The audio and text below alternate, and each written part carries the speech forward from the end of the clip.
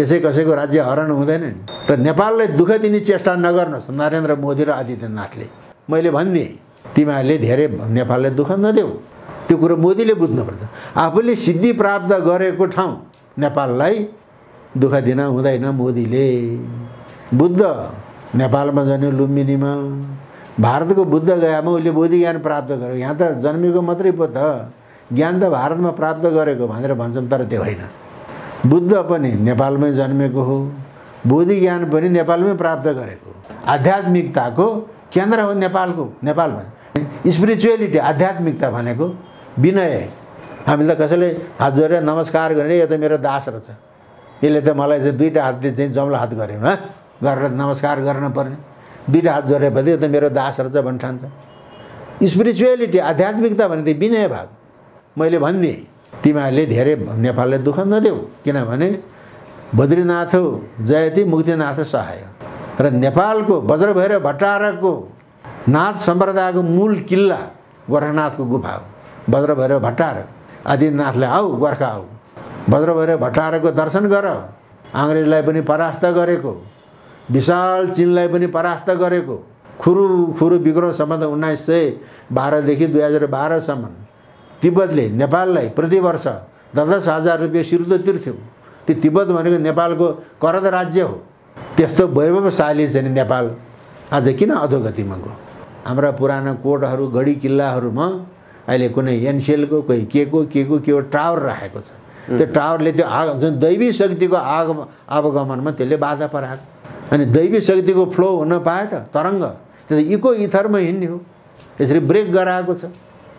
त्यसभरि नेपाल दुर्गतिमा गयो। एकैछिनको मोज मजा त्यसको अधोगति हुन्छ।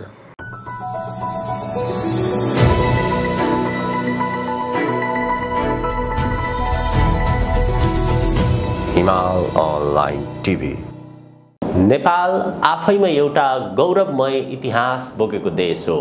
संसारका पुराना देशहरूमध्ये पुरानो देशको रूपमा नेपाललाई चिनिने गरिन्छ। भगवान गौतम बुद्ध जो संसारकै शान्तिको प्रतीकको रूपमा चिनिनुहुन्छ, उहाँको जन्म पनि नेपालमै भएको हो। त्यस्तो एउटा गौरवमय इतिहास बोकेको देश, शान्तिको प्रतीकको रूपमा चिनिएको देश आज किन अशान्त छ, किन अस्थिर छ र किन अविकसित छ? यसको गहिराईमा गएर यसका धार्मिक, सांस्कृतिक र ऐतिहासिक पक्षहरूका विषयमा नेपाल प्रज्ञा प्रतिष्ठानका उपकुलपति संस्कृतिविद डाक्टर जगमान गुरुङसँग कुराकानी गर्दैछौँ। डाक्टर साहब स्वागत छ यहाँलाई। नेपाल संसारकै गौरवमय इतिहास बोकेको देशको रूपमा चिनिन्छ। गोर्खा साम्राज्य भनेपछि संसारका शक्तिशाली राष्ट्रहरू पनि डराउँथे र गोर्खा साम्राज्य भन्ने बित्तिकै एउटा इज्जत प्रतिष्ठा भएको राष्ट्रको रूपमा चिनिन्थ्यो। संसारमा ज्ञान प्राप्त गर्नु छ भने पनि यही देशमा आउनुपर्छ र यो देशको संस्कार, संस्कृति, सभ्यता सबैभन्दा माथि थियो। तर पछिल्लो समय नेपालको परिस्थिति हेर्ने हो भने विश्वमा संसारकै सबैभन्दा गरिब मुलुकको सूचीमा पर्दछ यो देश र यहाँका मानिसहरू एकदमै असभ्य, फोहोरी, अयोग्य पात्रको रूपमा चिनिन्छन् संसारैभरि।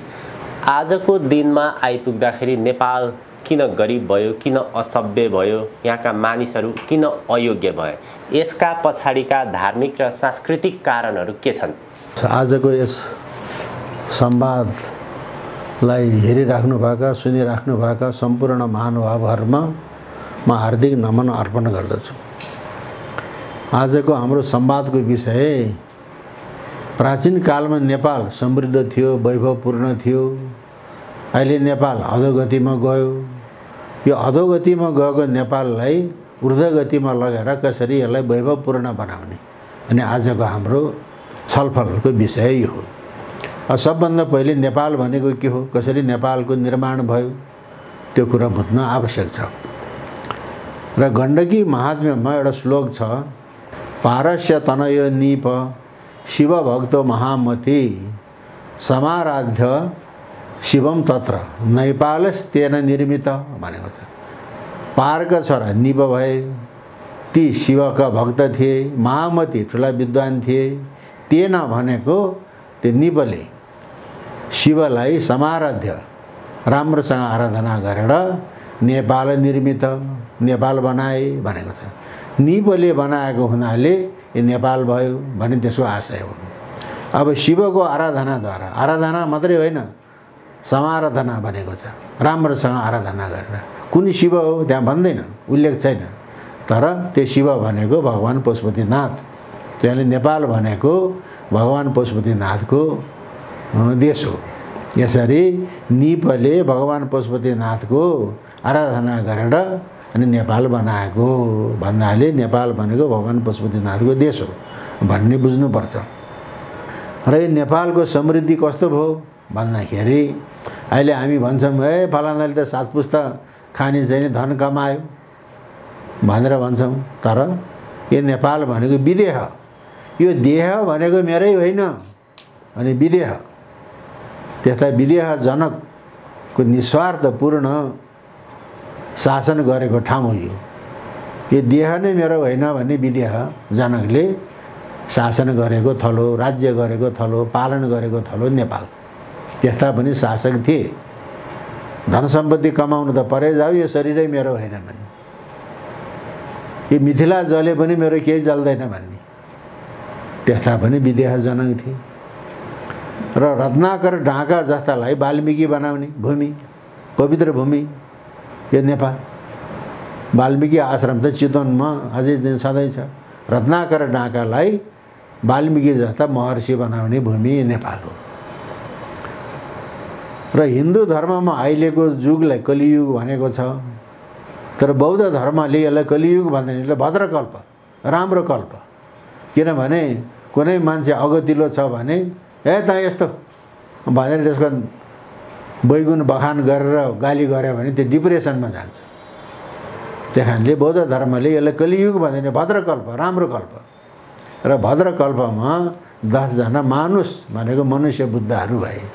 त्यसमा अन्तिम 3वटा बुद्ध, क्रकुछन्द बुद्ध, कनकमणि बुद्ध र शाक्यमुनि बुद्धको जन्म नेपालमा भएको यो पवित्र भूमि।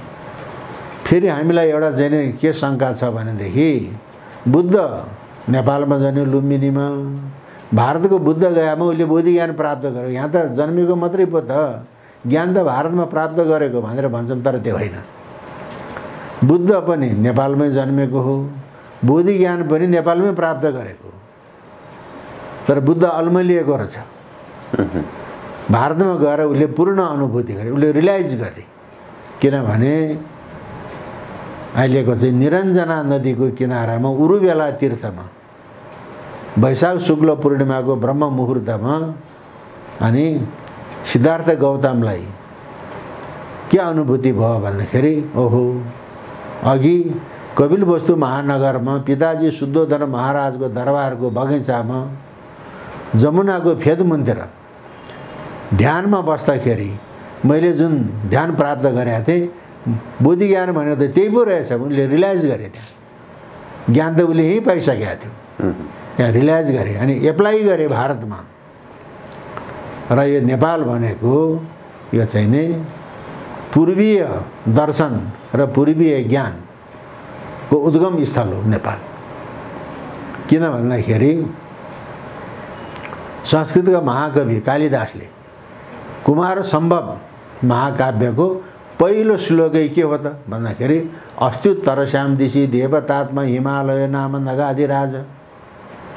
कलियुगमा भारतवर्षको उत्तर दिशामा देवी देवताहरू हिमालय नामको पर्वतराजको रूपमा रहन्छन् भनेको छ। नेपालको हिमाल, कुम्भकर्ण हिमाल, महालङ्गुर हिमाल, महालङ्गुर भन्दा ठुलो बाँदर भन्दा हनुमान भने ती चाहिँ नि रामायणका महापात्रहरूको नामबाट नाम रहेको हनुमान छ, के अरे हिमाल चाहिँ नेपालमा। अनि अर्को कुरो विश्वनाथ, यो विश्वको नाथ भारतको काशीमा विराजमान हुनुहुन्छ। र विश्वनाथ किन काशीमा विराजमान हुनुभयो? त्यहाँ अन्नपूर्णा देवीको पीठ छ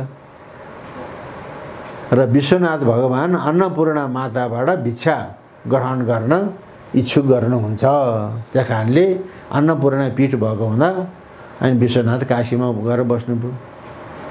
भारतको काशीमा अन्नपूर्णाको पीठ छ, तर अन्नपूर्ण हिमाल कहाँ छ? नेपालमा छ। वहाँ त पीठ मात्रै पो छ त, हिमाल त यहाँ छ। जस्तो विश्वको सबभन्दा पवित्र हिमाल कैलाश अहिले मित्रराष्ट्र चीनको स्वशासी क्षेत्र तिब्बतमा पर्यो र सबभन्दा पवित्र सरोवर मानस सरोवर वहाँ त कैलाश मात्रै भयो भने त शिवको धाम मात्रै भन्यो। शिवको नाम जोडिएको छ त कैलाशसँग जोडिएको छैन। नेपालमा त गौरी शङ्कर हिमाल भनिन्छ, गौरी र शङ्कर हिमाल। अनि कैलाशको उपत्यकामा मानस सरोवर भएको जस्तो गौरी शङ्कर हिमालको उपत्यकामा छोरोल्वा छ, हिमताल छ र नेपाल गौरी शङ्कर हिमाल अनि छोरोल्वा त्यो सरोवर पवित्र। अनि अर्को कुरो विश्वको सर्वोच्च शिखर सगरमाथा नेपालमा विराजमान छ। त्यसो भन्दाखेरि मान्छेले हाँसो उठ्छ, उत्तरपट्टिको पाटो त चीनको हो नि, के को नेपालको भनेर गफ गर्छौ पनि भन्न सक्छ। हो, उत्तरपट्टिको पाटो चीनको हो, दक्षिणपट्टिको पाटो नेपालको हो, तर माथिको शिखर चाहिँ नेपालको हो। तर उत्तरपट्टिको पाटो सेपिलो छ, त्यहाँ अल्पाइन कुनैको वनस्पति पाइँदैन, त्यहाँ जीवजन्तु पाइँदैन, त्यो सेपिलो भएको हुनाले। तर दक्षिणपट्टिको पाटो त्यो घमाइलो छ, त्यहाँ अल्पाइन वनस्पतिहरू पाइन्छन्, जीवजन्तुहरू चाहिँ पाइन्छन् प्रकृतिबाट पनि। अनि हिमालयको दक्षिण पाटो, सगरमाथाको दक्षिण पाटो त्यो चाहिँ उर्वर छ। यो प्रकृतिले पनि त्यसो भन्छ। उत्तर पाटो सेपिलो छ, त्यहाँ केही अल्पाइन पनि छैन, वनस्पति जनजीवन पनि छैन। दक्षिणपट्टिको पाटो उर्वर छ, प्रकृतिले पनि त्यसो भन्यो। शास्त्रले पनि के भन्छ त भन्दाखेरि जस्तो दक्षिणामूर्ति भनेको के हो भन्दाखेरि सम्पूर्ण शास्त्रहरू उमा महेश्वर संवादे, उमा र महेश्वरको संवादबाट सम्पूर्ण शास्त्रहरूको रचना भएको छ। जस्तो उमाले सोध्ने, महेश्वरले भन्ने त्यो आगम त्यो तन्त्र, अनि महेश्वरले सोध्ने, उमाले भन्ने त्यो निगम त्यो वेद, त्यो आगम निगम। र भगवान शिवले हिमालय पर्वतमा दक्षिणतिर फर्केर ज्ञानको उपदेश गर्नुहुन्छ र यसरी हिमालय पर्वतमा दक्षिणतिर फर्केर ज्ञानको उपदेश गर्ने हुनाले भगवान शिवको त्यो स्वरूपलाई दक्षिणामूर्ति भनेर भन्दछ भनेको छ। त भगवान शिवले दक्षिणामूर्ति स्वरूप गरेर शास्त्रको व्याख्या गरेको ठाउँ कहाँ हो त? गौरीलाई बायाँ भागमा राखेर शास्त्रको व्याख्या गरेको ठाउँ कहाँ हो? गौरी शङ्कर हिमाल हो। त्यस कारणले पूर्वीय दर्शनको चाहिँ नि दर्शन र ज्ञानको उद्गम थलो यो नेपाल हो। अनि सगरमाथाको टुप्पोमा घाम झुल्किएपछि विश्वको सृष्टि हुन्छ, किनभने दिन भनेको सृष्टि हो।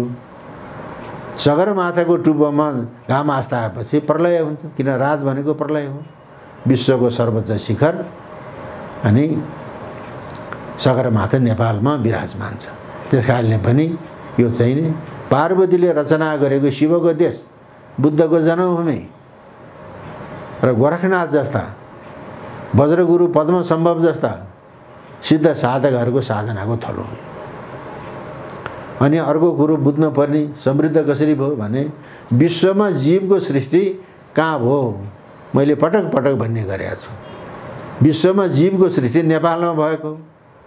जस्तो अब हामी दामोदर कुण्ड, काली गण्डकीको कुरा गर्छौँ, त्यहाँ शालिग्राम पाइन्छ।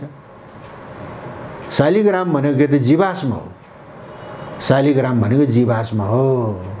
अब फेरि शालिग्राम भन्न साथ हामी भगवान विष्णुको श्री विग्रह भन्छौँ, तर भगवान विष्णुको मात्रै श्री विग्रह होइन शालिग्राम। शालिग्राम तीन थरी हुन्छन्, एउटा चक्रनाभ शालिग्राम, शिवनाभ शालिग्राम र हिरण्यगर्भ शालिग्राम।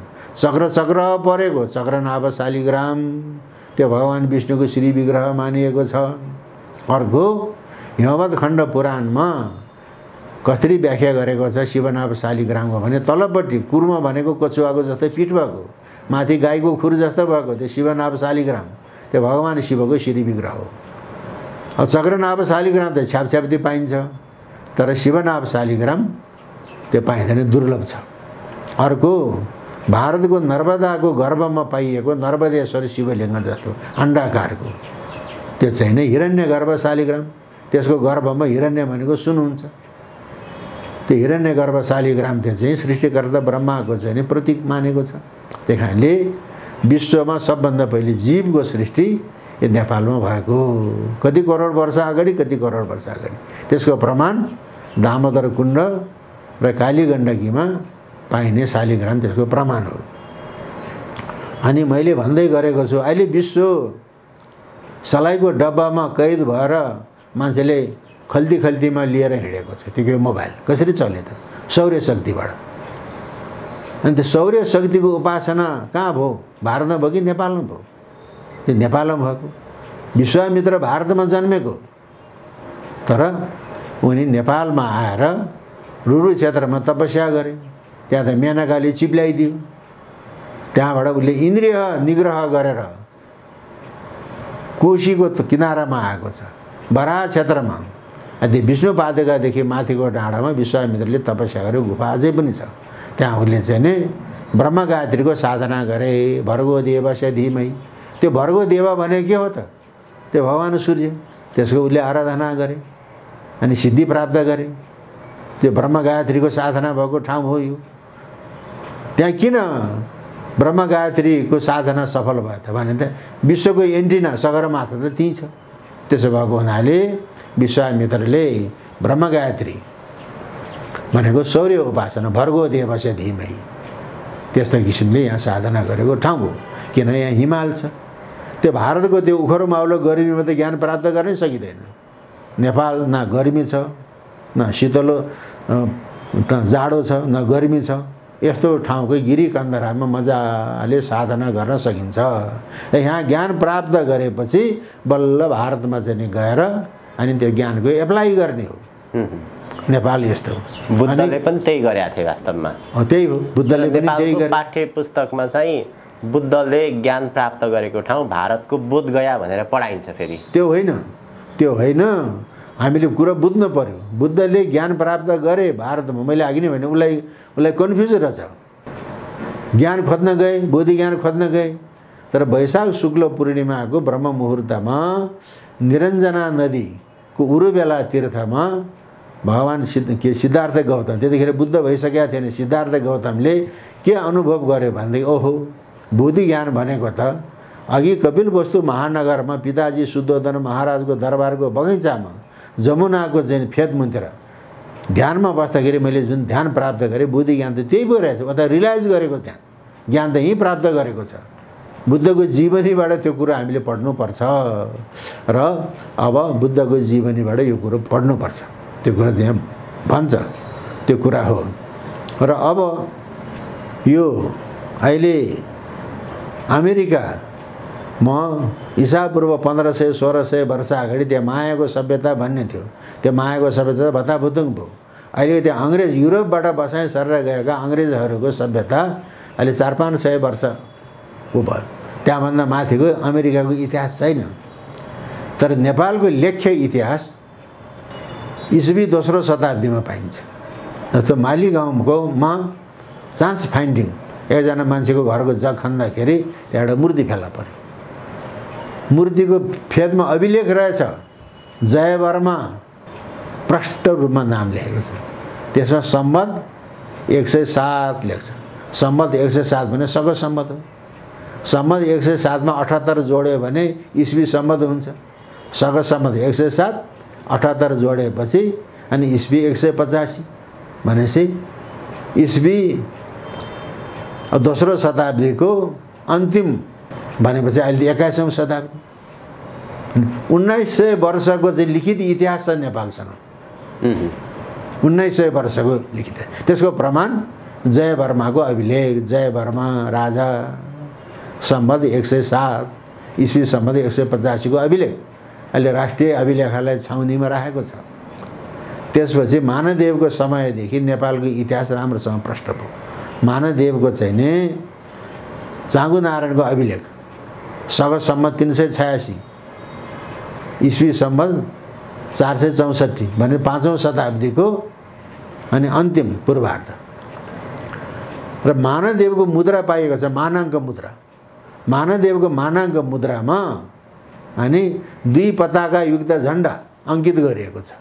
2 पताका युक्त झण्डा अङ्कित गरेको छ र अहिलेको वर्तमान नेपालको चन्द्र सूर्य अङ्कित 2 पताका युक्त झण्डाको प्रारूप हो त्यो। अहिले त 21औं शताब्दी 5 घटाइदिउँ 1600 वर्ष पुरानो परम्परा नेपालको राष्ट्रिय झण्डाको परम्परा। भारतको त्रिरङ्गा झण्डा कहिलेको? अस्ति भर्खरको। चीनको 4 तारे झण्डा कहिलेको? अस्ति भर्खरको। तर नेपालको चाहिँ 1600 वर्ष अगाडि मानाङ्क मुद्रा इस्वी 5औं शताब्दीको मानाङ्क मुद्रामा 2 पताका युक्त झण्डा अङ्कित गरिएको छ र नेपालको लेख्य इतिहास अहिले 1900 वर्षदेखि पायो, इस्वी 2रो शताब्दीको अन्तिम पूर्वार्धदेखि पायो। अनि राष्ट्रिय झण्डा जुन नेपाल राष्ट्र, नेपाली राष्ट्रियताको जुन विकास आजभन्दा 1600 वर्ष अगाडिदेखि पायो। इस्वी 464 देखि कोही झण्डाको इतिहास प्रष्ट रूपमा पाउँछ। अझ त्यहाँभन्दा अगाडिको हामीले प्रमाण फेला परेको छैन। हजुर, त्यो झण्डाको विषय उठान गरिरहँदाखेरि अलिकति झण्डाको विषयमा पनि कुराकानी गर्दा दर्शक श्रोताको लागि राम्रै होला।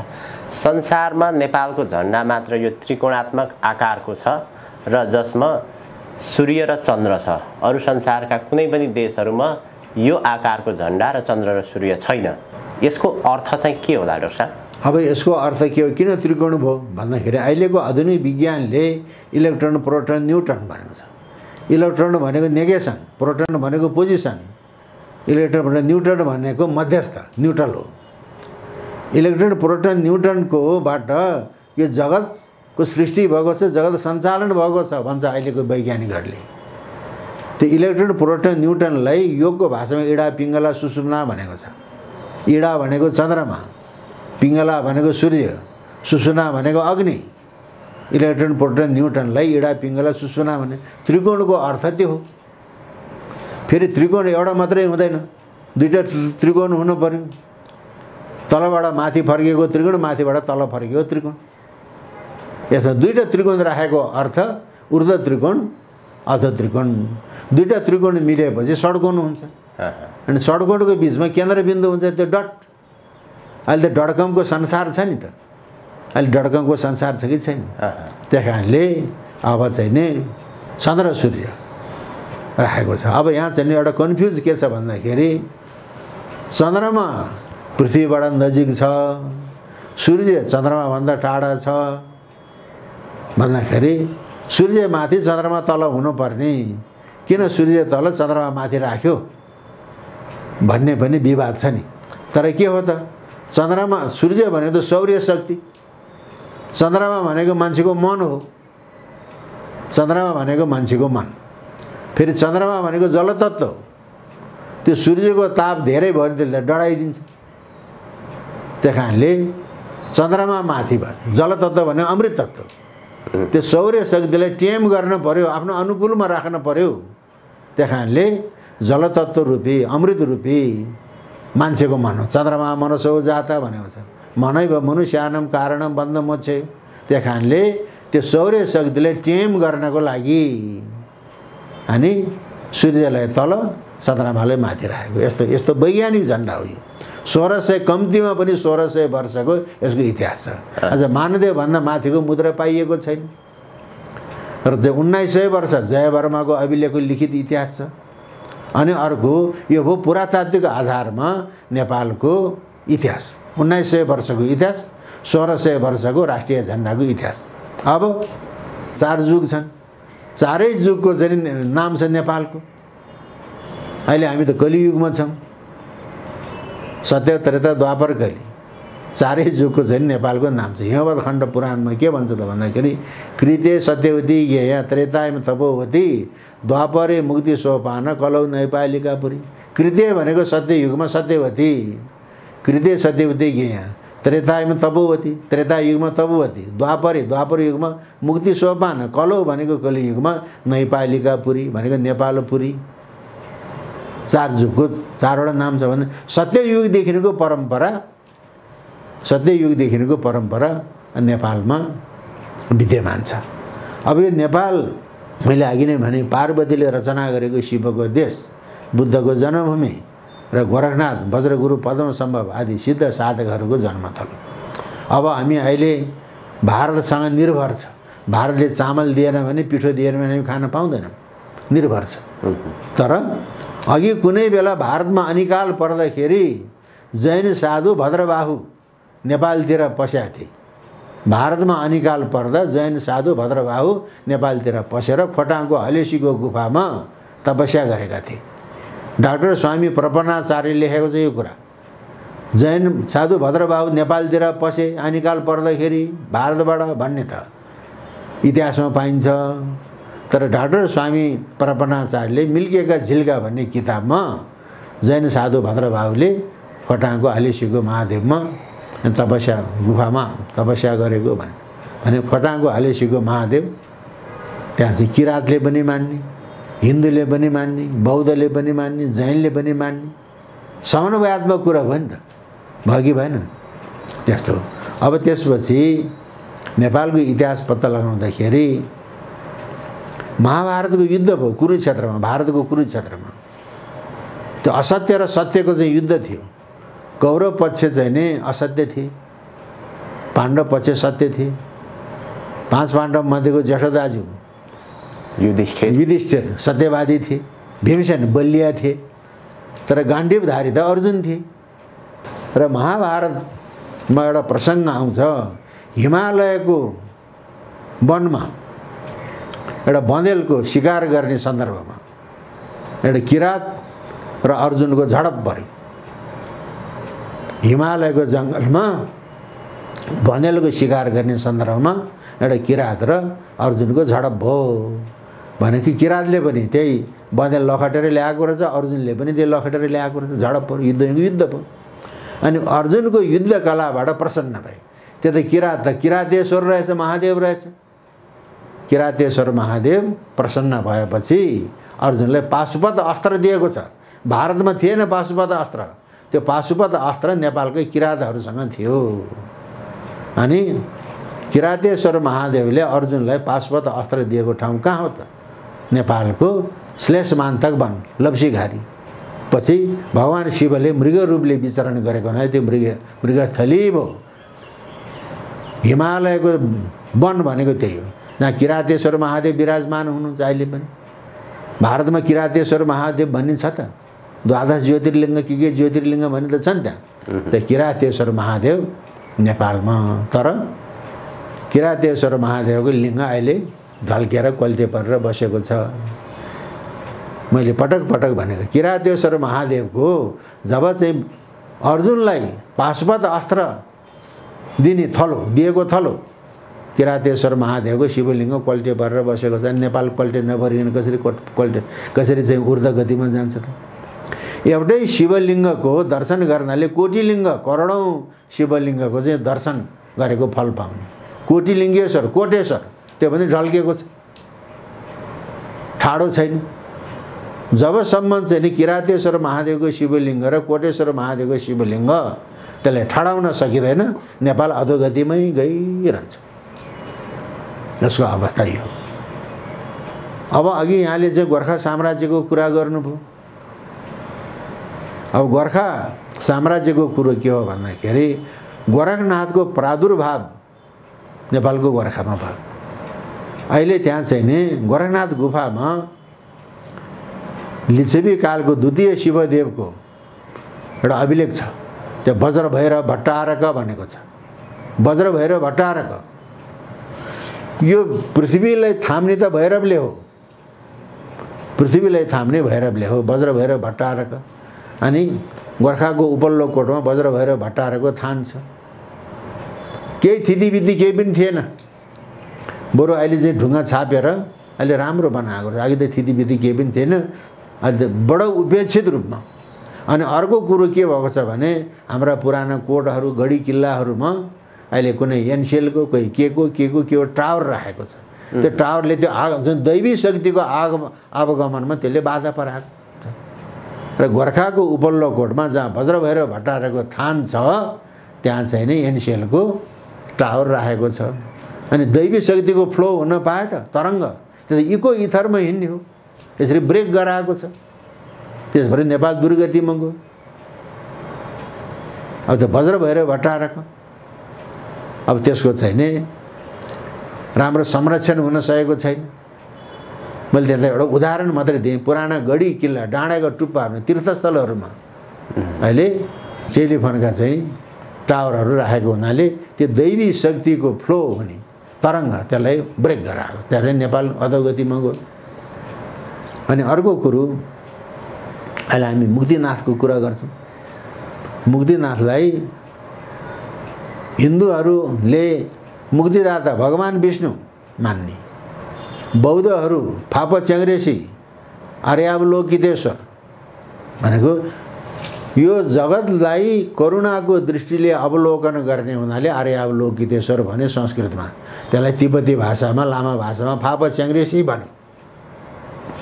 अनि त्यसको मन्दिर काठमाडौँका नेवार कालीगढहरूले विकास गरेको तल्ले शैलीको मन्दिर छ। अनि त्यहाँले झारकोट झारजङतिरका पहिलेका चाहिँ नि त्यहाँका भारदारहरू, त्यहाँका शासकहरूको सङ्ग्रहमा आएका जुम्लाका राजाहरूले लेखेर दिएको चाहिँ लेखोट पाइन्छ, लेखेर दिएको लेखोट पाइन्छ। जस्तो अब शाहकालको लालमोहरमा माथि श्री दुर्गा भवानी मात्रै लेख्थ्यो, श्री दुर्गा भवानी।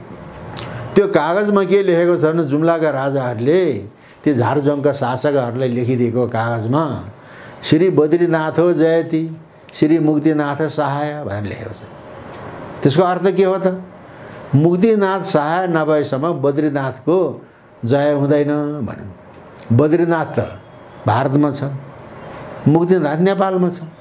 श्री बद्रीनाथो जयति श्री मुक्तिनाथ सहाय, मुक्तिनाथ सहाय नभएसम्म बद्रीनाथको जय हुँदैन भनेको कारण के हो भन्दाखेरि नेपाल सहाय नभएसम्म भारतको जय कल्याण हुँदैन भनेको त्यो कुरो हामीले जान्न पर्यो, भन्न पनि सक्नु पर्यो।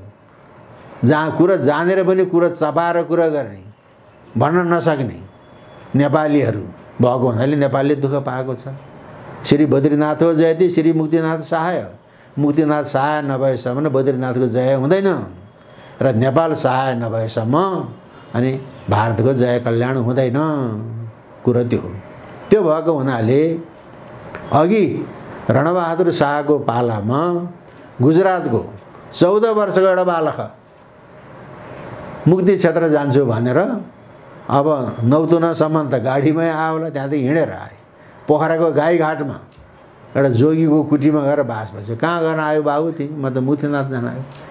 ती मुक्तिनाथ नजाऊ, मुक्तिनाथ गयो भने ती फर्केर आउन सक्दैन, उतै मर्छौ। अहिलेको मुक्तिनाथ होइन, बाटो बिगड्छ, खान पिन पाइँदैन, तिमी नजाऊ, तिमी फर्केर आउन सक्दैनौ भन्दाखेरि मैले सङ्कल्प गरेर आएँ, म जान्छु भन्यो। मुक्तिनाथ गए, फर्केर फेरि त्यही जोगीको मा आए 14 वर्षका। त्यहाँबाट काठमाडौँ आए, रणबहादुर शाहसँग भेटेको छ। अनि हेटौँडाको भाडो गुजराततिर गए। त्यो स्वामीनारायण ट्रस्ट गुजरातको, त्यो स्वामीनारायणको चाहिँ पाइलो पछ्याउँदै पछ्याउँदै पछ्याउँदै नरेन्द्र मोदी अनि मुक्तिनाथ आए।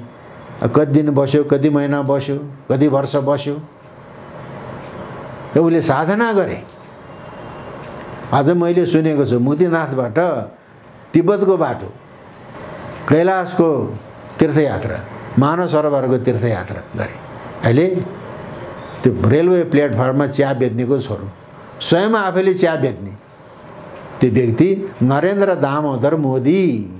दामोदर कुण्ड गएर पो दामोदर भन्ने नाम राखे त, नरेन्द्र दामोदर मोदी। अहिले भारतको प्रधानमन्त्री भएर चाहिँ नि अनि भारतीय सभ्यता र संस्कृति उन्नयनमा माथि लागेको छ। तर नेपाललाई बेला बेलामा कुटुकुटुले दुःख दिन्छ, धोका दिन्छ। त्यो कुरो मोदीले बुझ्नुपर्छ। आफूले सिद्धि प्राप्त गरेको ठाउँ नेपाललाई दुःख दिन हुँदैन मोदीले। त्यसपछि मोदीभन्दा पछिका तेस्रो पुस्ताका नेता आदित्यनाथ, गोरखनाथको प्रादुर्भाव त नेपालको गोर्खामा भएको नि। माघे सङ्क्रान्तिको दिनमा त्यहाँ खिचडी चढाउँछ। पकाएको खिचडी होइन, दाल चामल। सबभन्दा पहिले नेपालको गोर्खा दरबारबाट गएको खिचडी चढाउँछ। अहिले पनि हाम्रो प्रतिनिधिमण्डल राजतन्त्र नभए पनि गोर्खा दरबारबाट प्रतिनिधिमण्डल गएर खिचडी चढाउँछ। सबभन्दा पहिले गोर्खा दरबारबाट गएको खिचडी चढाएपछि त्यहाँको महन्त महाराजले खिचडी चढाउँछ र अरू दुनियाँदारले चढाउँछ। यो कुरा आदित्यनाथले बुझ्नुपर्छ। आफ्नो आराध्य देव गोरखनाथको प्रादुर्भाव भएको ठाउँ वज्र भैरव भट्टारक नाथ सम्प्रदायमा भैरवको चाहिँ ठुलो उपासना हुन्छ। कुन भैरवको उपासना त? काशीको काल भैरव हो कि गोर्खाको वज्र भैरव भट्टारक हो? गोर्खाको वज्र भैरव भट्टारक। तर गोरखनाथ गुफामा त्यो वज्र भैरव भट्टारक भनेर लेखेको शिलापत्र राम्रो सम्भार भए भित्तामा यसरी अड्याएर राखेको छ। भारतको उत्तर प्रदेशका मुख्यमन्त्री गोरखपुरको चाहिँ नि महन्त महाराज आदित्यनाथ आउनुहोस् गोर्खामा दर्शन गर्न, वज्र भैरवको भट्टारकको दर्शन गर्नुहोस्। तपाईँ कुनै बेला भारतको प्रधानमन्त्री हुनुहुनेछ मैले भनिदिएँ। र नेपाललाई दुःख दिने चेष्टा नगर्नुहोस् नरेन्द्र मोदी र आदित्यनाथले। गोरखनाथमा आएर वज्र भैरव भट्टारकको दर्शन गर्नुहोस् आदित्यनाथले। त्यस्तो किसिमको कुरा हो। र चाहिँ नि यो देवी देवताहरूको निगाहबाट बचेको। त्यस कारणले अघि नै कुरा आयो, भगवान पशुपतिनाथको आराधना गरेर निपले तेन नेपाल निर्मित। त्यसपछि लिच्छवी राजा अंशुवर्माको पालामा देखि पशुपति भट्टारक पादानुगृहीत। भट्टारक भनेको शासक, नेपालको शासक त पशुपति हो। पशुपति भट्टारकको पाउको अनुग्रहबाट मैले शासन गरेको त्यस्ता प्रशस्ति धारण गर्थे। अंशुवर्माको पालादेखि त्यो चलन चल्यो। पछि मल्ल राजाहरूमा श्री श्री श्री पशुपति चरण कमल धुली धुसरित शिरोरुह। भगवान पशुपतिनाथको पाउको धुलोले शिर सुहाएका अनि श्री मन मानेश्वरी वरलब्ध प्रसाद मानेश्वरीको वरदानलाई प्रसादको रूपमा ग्रहण गरेका यस्ता मल्ल प्रभु ठाकुर प्रसिद्धि यस्ता धारण गर्थे। अब अहिले ईश्वरको नाममा चाहिँ शपथ नलिने भने, जनताको नाममा शपथ लिने त्यो पनि ठिकै छ। जनता जनार्दन, जनतालाई चाहिँ नि राम्रो सेवा गर्यो भने त्यो जनता राजाको लागि शासकलाई त्यो जनार्दन हुन्छ, भगवान हुन्छ। जनता कुपित भने नरसिंह हुन्छ, त्यो नर नै सिंह हुन्छ। अहिले हामी त एउटा नरसिंह अवतार लिएर चाहिँ हिरण्यकशिपुलाई चाहिँ वध गरे भन्छ एउटा कथा भने आकाशमा पनि नमर्ने, पातालमा पनि नमर्ने, भुइँमा पनि नमर्ने, भित्र पनि नमर्ने, बाहिर पनि नमर्ने, जलमा पनि नमर्ने, थलमा पनि नमर्ने यस्तो वरदान भागे हिरण्यकशिपुलाई सन्ध्याकालमा ढोकाको सङ्घारमा अनि नृसिंहले काखमा राखेर चाहिँ उसले नङ्ग्राले चिरिदियो भन्छ। त्यस्तो आशय के हो त भन्दाखेरि यदि जनता शासक वर्गले जनतालाई राम्रोसँग आफ्नो अनुकूलमा राख्न सक्यो भने त्यो जनता जनार्दन हुन्छ, भगवान नारायण हुन्छ शासक वर्गको लागि। जनताले चिडायो भने त्यो नर नरसिंह हुन्छ, उसले खाइहाल्छ। कस्तो कस्तो चाहिँ वरदान पाएका हिरण्यकशिपुलाई त जनताले सिद्ध्याइदियो। त्यस कारणले त्यो कुरो बुझ्न सक्नुपर्छ। तर नेपालमा अहिले ईश्वरको नाममा शपथ नखाने, ल जनताको नाममा शपथै खायो भने अघि लिच्छवी कालमा पनि शासनको चाहिँ नि खोसाखोस नभएको होइन। लिच्छवी शासकहरूले पर सारेर पनि अरूले शासन गर्थे। त अंशुवर्मा त लिच्छवी होइन, अंशुवर्मा पछिका विष्णुगुप्त त चाहिँ लिच्छवी होइन। लिच्छवीहरूले पाखा लाएर चाहिँ शासन गरेको छ विष्णुगुप्तले। र जब जब चाहिँ लिच्छवी राजाहरू शासनमा आउँछन्, प्रकृति भनेको यो चाहिँ क्लाइमेट होइन, जनता जनभावना प्रकृति प्रकोप हुन्छ भनेर जनतालाई बढी बढी सुख दिन्थे। जब जब राजा पावरमा आउँथे प्रकृति प्रकोप हुन्छ भनेर अनि चाहिँ जनतालाई बढी बढी सुख दिन्थे। र त्यतिखेर राजाले जनतालाई को नाममा जारी गरेका इस्तिहारहरू प्रधान ब्राह्मण पुरसरान ग्राम कुटुम्बिन, प्रधानलाई ब्राह्मणलाई र गाउँले अरू परिवारलाई क्षमा कुशल सोधेर इस्तिहार जारी गर्थे। प्रधान भनेको राजनीतिक वर्ग, ब्राह्मण भनेको प्राज्ञिक वर्ग। राजनीति र प्रज्ञालाई सँगसँगै लगेको छ। यहाँ राजनीतिक वर्गले मात्रै केही गर्न सक्दैन, प्राज्ञिक वर्गको महत्त्वपूर्ण अवस्था छ देशलाई समुन्नत गराउन। तर अब अहिले प्राज्ञिक वर्ग त के भयो त, राजनीतिक वर्गको सेवा चागडीमा लाग्यो। यो कुरो यो हो, यो कुरो यो हो भन्न चाहिँ नसक्ने भए। र त्यतिखेर प्रधान भनेको राजनीतिक वर्ग, ब्राह्मण भनेको प्राज्ञिक वर्गलाई राजनीति र प्रज्ञालाई सँगसँगै लगेर चाहिँ लिच्छवीहरूले। र अंशु वर्माको पालमा कैलाशकूट भवन बन्यो। त्यस्तो भवन भारतमा पनि थिएन, चीनमा पनि थिएन, तिब्बतमा त हुने कुरै भएन। चिनिया यात्रीहरूले वर्णन गरेका छन् त्यस्तो कैलाशकूट भवनको, त्यो समृद्धशाली अवस्था थियो। र त्यतिखेर शास्त्रको साधना गर्ने ब्राह्मणहरू, योग साधना गर्ने जोगीहरू, पाशुपता नाम छ, ब्राह्मणा नाम छ, उनीहरूले सकेसम्मको चाहिँ नि जतिको भोजन गराउँ। राज्यले प्रश्रय दिएको छ नि, राज्यले प्रश्रय दिएको छ। तर अहिले हामीलाई त्यो कुरोको अत्तो-पत्तो चाहिँ नि छैन। र मैले पटक पटक पटक पटक भन्दै गरेको छु, विश्वमा नाइल नदीको सभ्यता भन्छ, ब्रह्मपुत्रको सभ्यता, बेबिलोनको सभ्यता, सिन्धु घाटी सभ्यता, गङ्गाको मैदानको सभ्यता, बागमती सभ्यता त्यत्तिकै पुरानो छ, उर्वर छ। र अब हामी चाहिँ घर बनाउँछौँ, किल्ला ठोक्छौँ ठाउँ ठाउँमा। अहिले त नेपालको किल्लै हरायो। जस्तो नरेन्द्र देवको चाहिँ नि पालाको एउटा चाहिँ नि अभिलेखमा बागमतीको पूर्वी किनारामा भगवान वज्रेश्वर मण्डल भनेको छ। त्यहाँ चाहिँ ज्ञान काण्ड र ज्ञान योग र कर्मयोगको व्याख्यान हुने भगवान वज्रेश्वर मण्डली। मैले पटक पटक भन्दैछु, पाशुपत क्षेत्रमा देवता हरायो, त्यो वज्रेश्वर मण्डली कहाँ हो? बागमतीको पूर्वी किनारामा भनेको छ। देवता हरायो, पशुपति विकास कोष छ त्यहाँ। मैले कति भने वज्रेश्वर भने नेपाललाई धान्ने, जसमा वज्र भएर भट्टारक उपेक्षित भन्ने थान त छ नि त त्यहाँ। तर यहाँको भगवान वज्रेश्वर मण्डली कहाँ हो, कहाँ हो, कहाँ हो थाहै छैन। भने वज्रेश्वर मण्डली कहाँ हो त? अहिलेको जसलाई हामी विश्वरूपाको मन्दिर भन्छौँ, वास्तवमा त्यो कामेश्वरीको मन्दिर हो। त्यही हो भगवान वज्रेश्वर मण्डलीको अखाडा, मृगस्थली। मृगस्थली भनेको तिनैतिरबाट बागमती र अनि तिलगङ्गा। तिलगङ्गा किनभने तिलको दाना जत्रो सुन बगाएर ल्याउने हुनाले तिलगङ्गा त छैन अहिले। तिलगङ्गा मुहानमा त डोजर चलाएर चाहिँ ध्रुवस्थली र मृगस्थलीको बिचमा त बाटो बनाएको छ। मुहान सुक्यो, तिलगङ्गा वरिपरि चाहिँ गङ्गाले चाहिँ घेरिएको चाहिँ टापु वज्रेश्वर मण्डली त्यहाँ थियो। त्यसको हामी उपकार गर्न सकेका छैन। विश्वरूपाको मन्दिर भत्क्यो, त्यहाँ श्रीयन्त्र उपेक्षित रूपमा छ। नेपालको श्रीयन्त्र।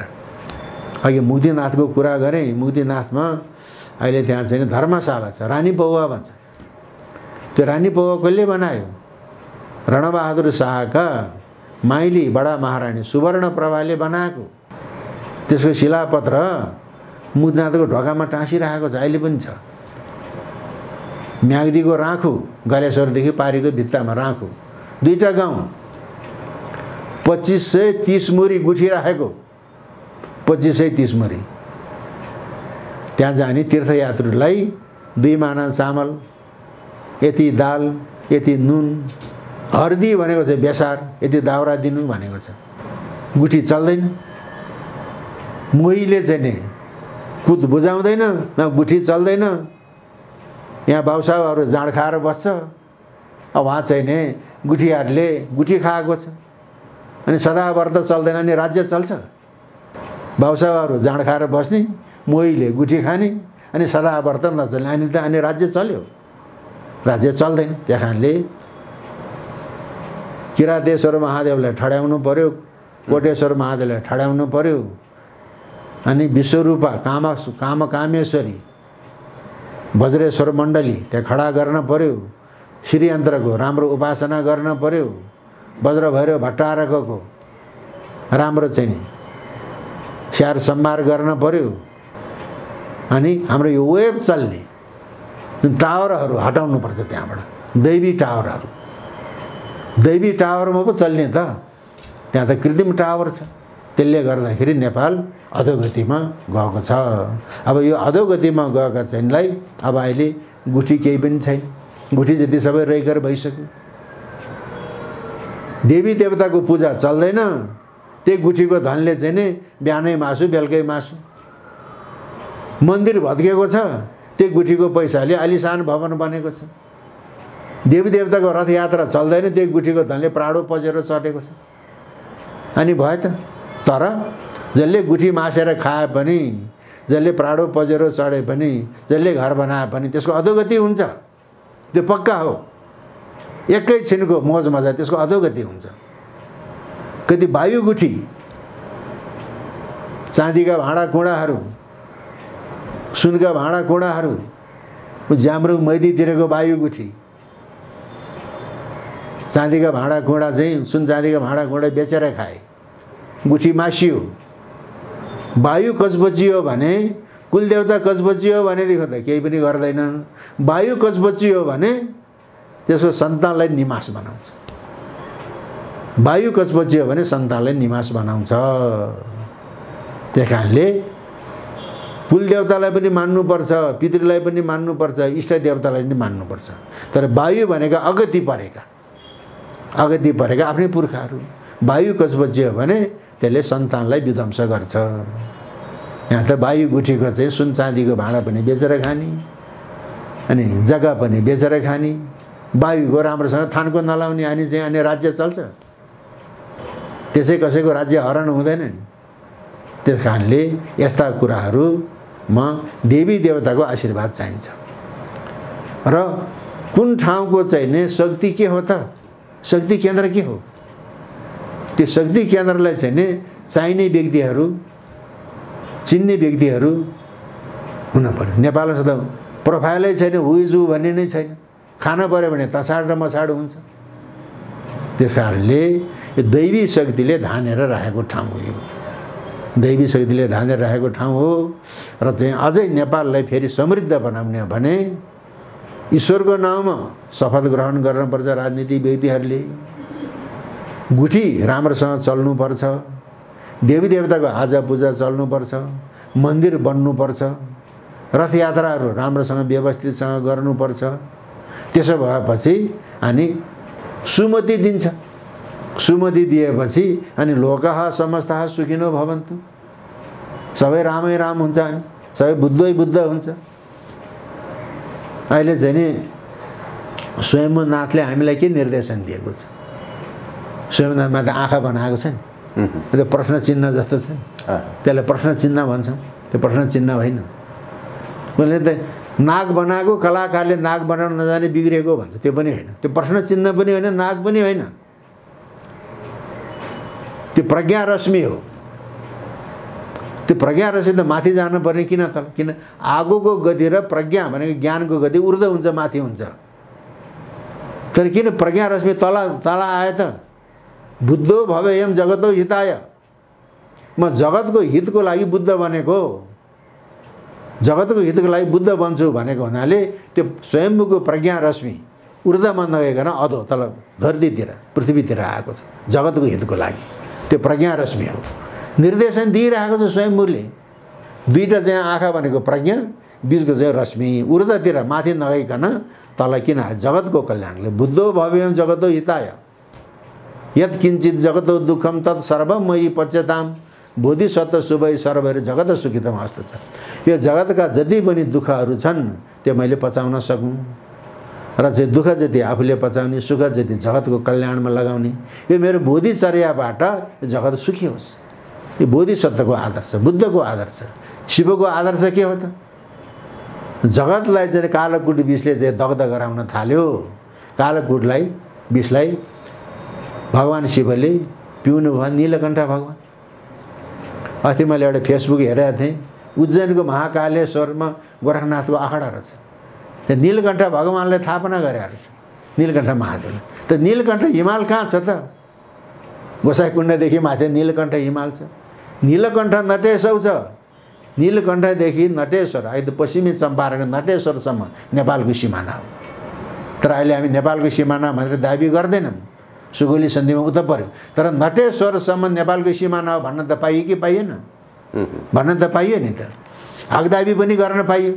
अहिले कालापानी, लिपुलेक, लिम्पियाधुरा हाम्रो भनेर दाबी गरेको छ। अहिलेसम्म कसैले दाबी गरेको थियो? दाबी गरेको छ, नक्सा पनि बनायो हैन। नीलकण्ठ नटेश्वर छ। नीलकण्ठ उत्तरमा नीलकण्ठ हिमाल, दक्षिणमा नटेश्वर।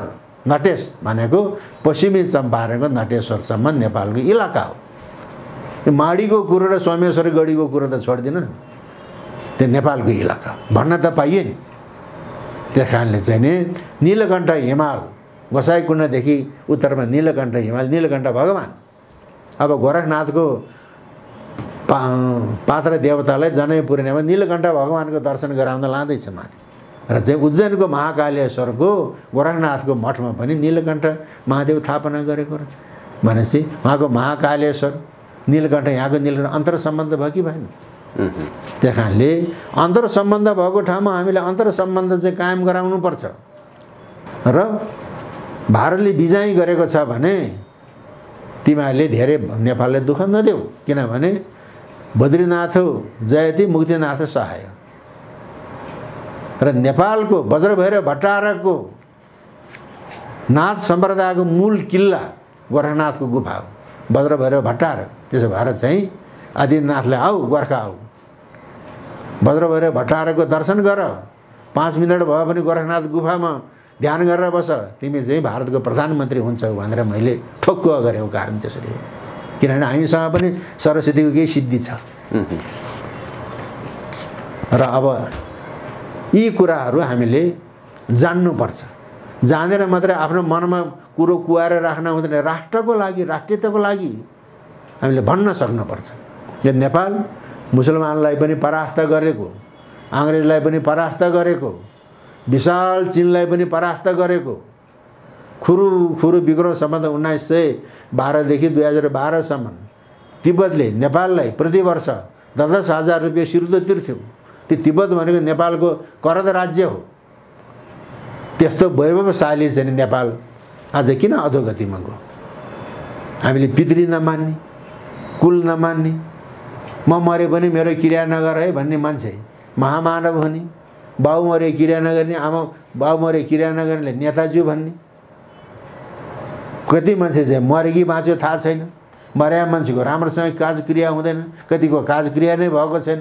यो त वायु जाएको छ। यहाँ वायुको गुठी मासेर खाने, अनि नेपाल अधोगतिमा गएको। त्यस कारणले यो जडसूत्रवादी चिन्तन र जडसूत्रवादी व्यवहार होइन, र नेपाललाई फेरि अधोगतिबाट ऊर्ध्वगतिमा ल्याउनको लागि हाम्रो सनातन कुल धर्मको यथोचित अनि सम्मान हुनुपर्छ।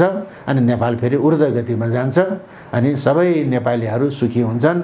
अनि विश्वका व्यक्तिहरू नेपालमा सुखको अनुभूति गर्नलाई, नेपालीहरूको जनजीवनको चाहिँ नै अध्ययन अनुसन्धान गर्नलाई, नेपालबाट चाहिँ प्रेरणा लिनको लागि नेपालमा आउने चाहिँ नेपाल एउटा चाहिँ विश्वको लागि तीर्थयात्रा हुनेछ। अन्तिममा एउटा कुरा म भन्छु, एउटा चाहिँ नि एकजना टर्की भन्दा इस्लाम देश हो। टर्कीका चाहिँ नि प्रधानमन्त्री डाक्टर मोहम्मद, उसले G20 को चाहिँ सम्मेलन भयो सिङ्गापुरमा। बाराक ओबामा पनि त्यहाँ थिए। G20 भन्ने 20वटा राज्यको संस्था। शिखर सम्मेलनमा टर्कीका प्रधानमन्त्री डाक्टर अहमदले के भने Nepal is the centre of spirituality in the world भनेको छ। Nepal is the centre of Hinduism भन्दैन, Nepal is the centre of spirituality in the world भनेछ। आध्यात्मिकताको केन्द्र हो नेपालको। नेपाल भने एउटा इस्लाम देशको एउटा इस्लामले भनेको छ भने स्पिरिचुअलिटी, आध्यात्मिकता भनेको विनय। हामीले त कसैले हात जोडेर नमस्कार गर्ने, यो त मेरो दास रहेछ, यसले त मलाई चाहिँ 2टा हातले चाहिँ जम्लो हात गर्यो गरेर नमस्कार गर्न पर्ने। 2टा हात जोडेपछि यो त मेरो दास रहेछ भन्न ठान्छ। स्पिरिचुअलिटी, आध्यात्मिकता भने त विनय भाव। विनय भाव। Nepal is the centre of spirituality in the world भनेको छ टर्कीको चाहिँ नि प्रधानमन्त्री डाक्टर अहमदले। त्यस कारणले नेपालीहरूमा यो विनित भाव हुनुपर्छ। विनित भाव भएपछि आफू पनि सुखी हुन्छ, जगतै कल्याणको सुखी हुन्छ। अन्त लोकाः समस्ता सुखिनो भवन्तु। फेरि यसमा चाहिँ यस्तो तीर्थस्थलमा विश्वका मानिसहरू शान्तिको सास फेर्न आउनेछन्।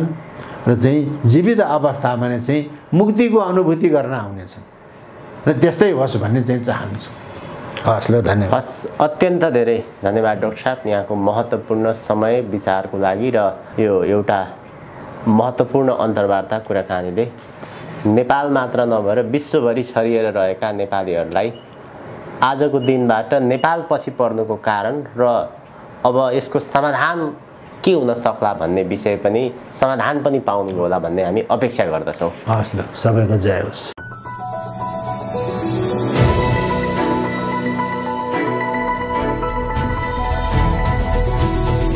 हिमाल अनलाइन टिभी।